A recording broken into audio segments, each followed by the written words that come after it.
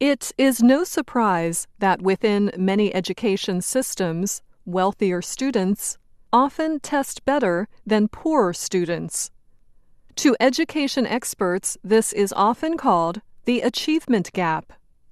What is a surprise is that in the United States, the achievement gap seems to be closing, at least a little. That result surprised researchers at Stanford University in California. Sean Reardon is a professor of poverty and inequality in education at Stanford. He studied children and how they prepare for kindergarten classes. He also looked at how their preparation has changed since the 1990s. Kindergarten programs are for boys and girls before they enter first grade. At this level, children need to demonstrate simple counting, an ability to listen, and language skills. They need to be able to focus on a project and act responsibly in a classroom. Reardon found that from 1998 to 2010, the achievement gap closed a small amount. He said it was not a huge change.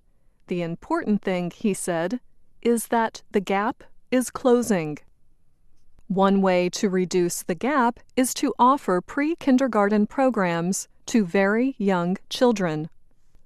Education experts and some politicians have long pushed for pre-kindergarten classes for all young children.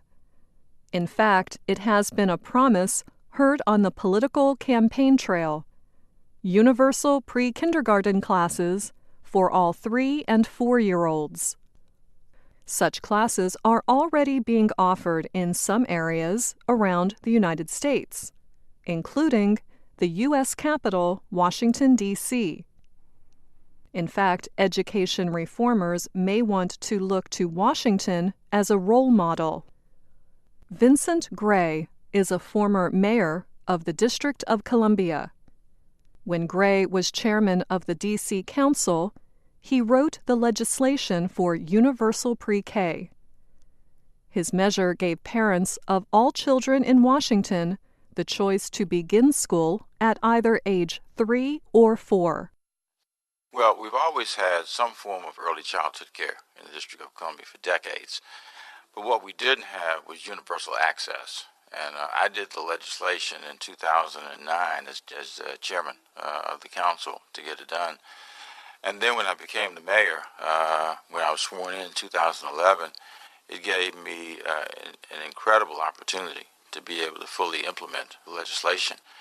And the reason why I did it is because I believed that the opportunity to learn in a formal sense should not wait until a child is 5 years old.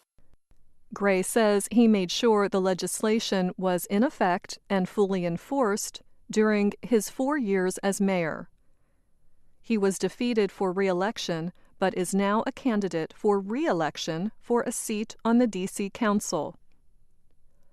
Today, most of Washington's youngest children are in school. Gray explains that the pre-K programs are not a requirement in the city. Parents can still choose what is best for their family, but many parents are choosing education. We now have in the District of Columbia, we have over 80% of our 3-year-olds that go to school. And I might add, it's not mandatory.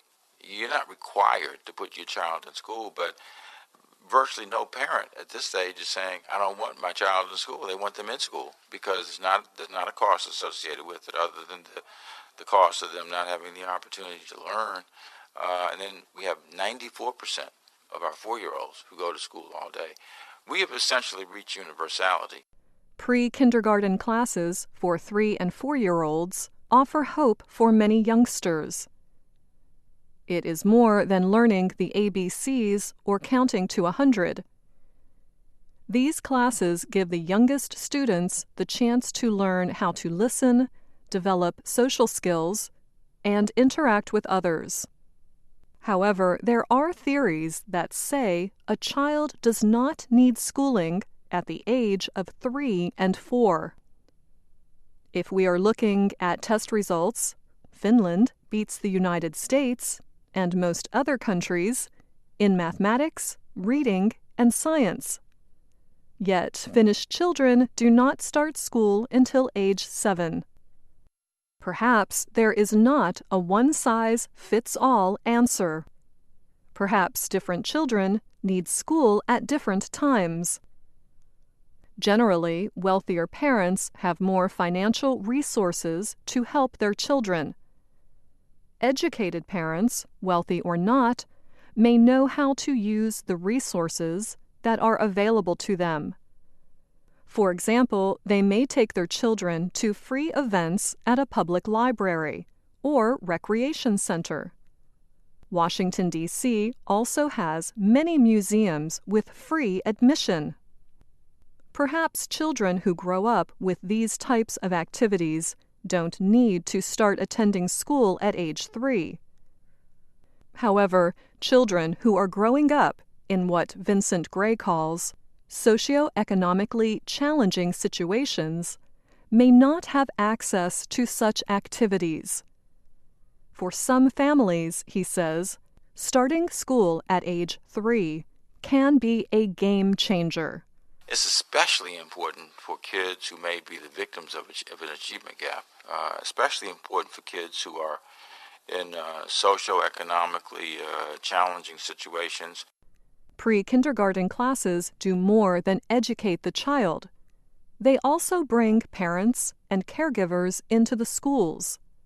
This point of contact, explains Gray, is a valuable time to educate families.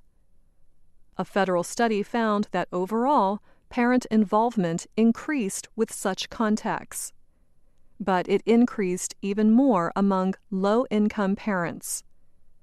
It shows schools offer a place where conversations with these parents can happen. I'm Anna Mateo.